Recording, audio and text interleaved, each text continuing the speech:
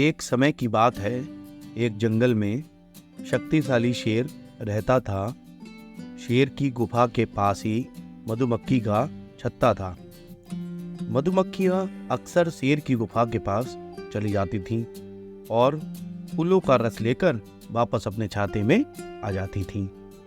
शेर को मधुमक्खियों का इस प्रकार अपनी गुफा के पास आना पसंद नहीं था। एक दिन मधुमक्खियों की रानी शेर की गुफा के पास आ गई।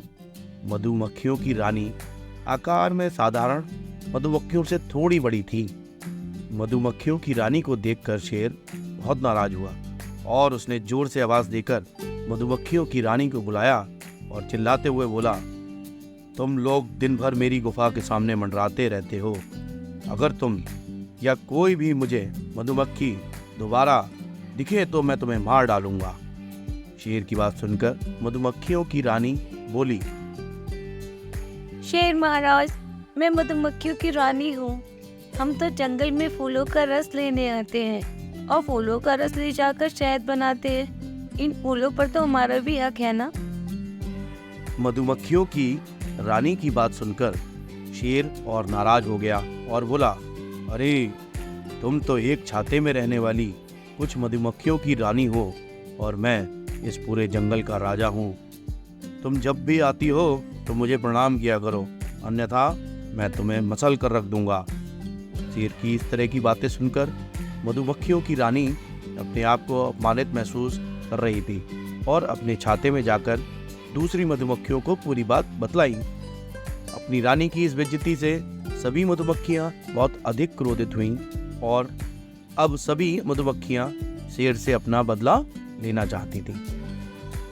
एक दिन जब शेर घूमते हुए मधुमक्खियों के छाते के पास से गुजर रहा था, तभी सभी मधुमक्खियों शेर को काटने लगीं। मधुमक्खियों के इस हमले से शेर दर्द से बुरी तरह चिल्लाने लगा, पर मधुमक्खियों ने उसे नहीं छोड़ा। शेर समझ गया था कि मधुमक्खियां अपना बदला ले रही हैं। अब वह किसी भी तरह अपनी जान बचाना चाहता था। शेर वहां से भागता है, परंतु मधुमक्खियों ने उसका पीछा नहीं छोड़ा। शेर भागता भागता एक नदी में कूद जाता है। शेर के नदी में कूदने के बाद ही मधुमक्खियों ने उसका पीछा छोड़ा। इस तरह शेर ने अपनी पानी में कूदकर अपनी जान बचाई और मधुमक्खियों के डर से दोबारा अपनी गुफा में नहीं आया। शिक्षा।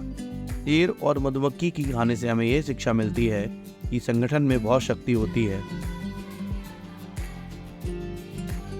आप चाहते हैं कि हम हर रोज ऐसी ही नई कहानियां बनाते रहें। इसके लिए कृपया हमें कमेंट बॉक्स में कहानी का नाम मेंशन करें। हमारे YouTube चैनल को सब्सक्राइब करें और नए और रोचक वीडियो का आनंद लें। सुनें, देखें और सीखें आपकी राह में नए और मनोरंजक साहित्य के साथ। सब्सक्राइब करें और हमारे साथ रहें।